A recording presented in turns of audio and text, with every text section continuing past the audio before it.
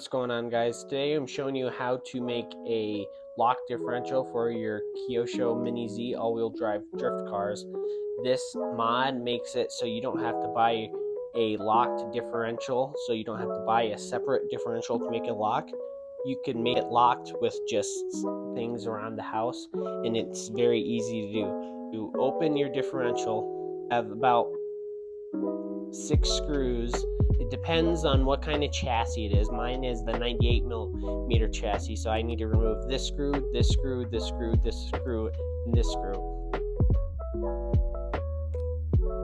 Okay, after you have all your screws loose and taken off mostly for the rear differential cover, just take it off. It should normally just pop off pretty easily. So after you take it off, your tires can come out, the diff cups, then you just set those aside. It doesn't really matter too much depending on which side it is. It will match up with the right and left depending on which way the diff cups are oriented. So normally I just have them on the left and right side where they need to be. So you don't have to really remember where you need to put your differential back. In the differential case, it only fits in one way anyway, so you don't have to worry about switching it the opposite way. After you have your bearings off, you need to remove these 3 screws here, here, and here. So take off these 3 screws. Okay, once you have your 3 screws unscrewed for your differential, there are 3 little layers, and you need to try and peel off the top layer. So here's the top layer of the differential.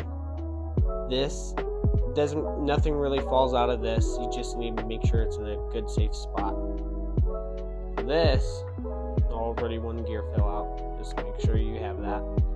This is the middle layer that holds all your little gears,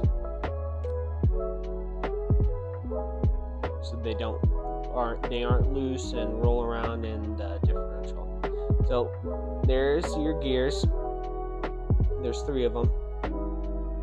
Make sure you have those safe. There are 3 little slots on each where those gears sit. So you can see there's little grooves.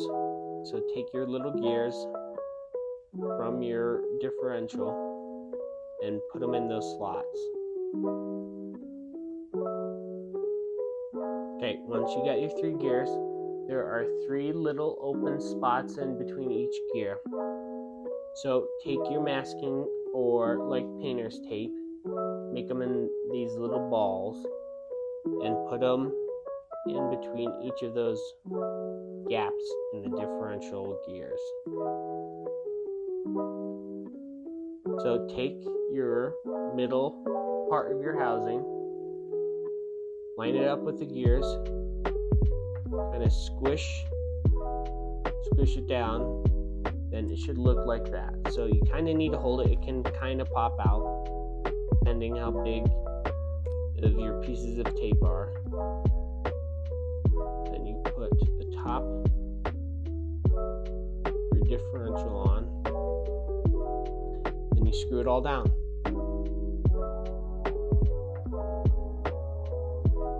Once you have each screw tightened, it should look like this. It should all be flush from like when you first took it out.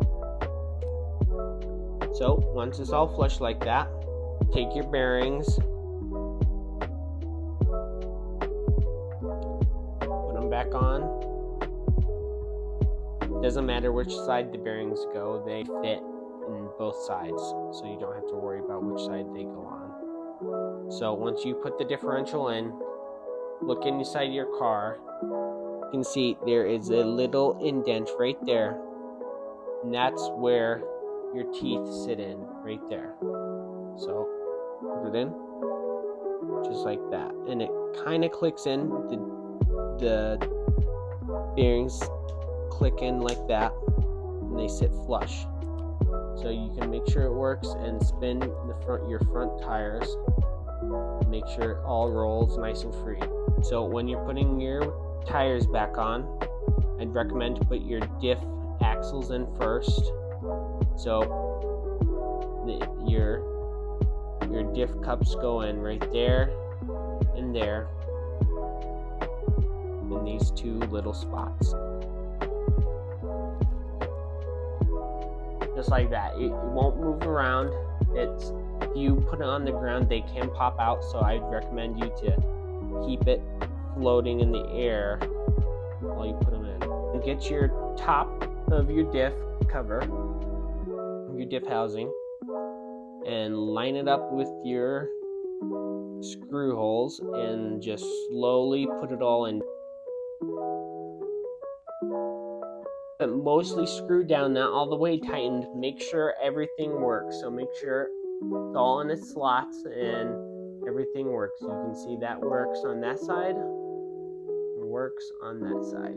I got different springs on the rear, so it may look different from your car. And once you got everything tightened down, you're done. It's really a no-brainer if you are trying to get that extra little performance in your car, and it's free. So it's a really good upgrade to do when you first get your car.